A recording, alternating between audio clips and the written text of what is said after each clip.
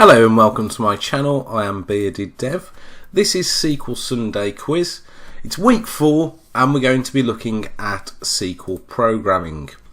Let's look at the question back from last week. So when designing a data warehouse, which data model is considered best practice? The options were star, snowflake, third normal form or unstructured. So the answer to last week was star. So the best data modeling practice is to implement star schemas. Unlike a transactional processing database where we would at least have that in third normal form. But we'll move on to the question now for this week.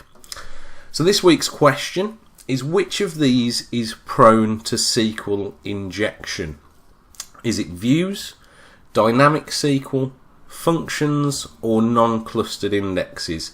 If you put either the number or the name in the comments below.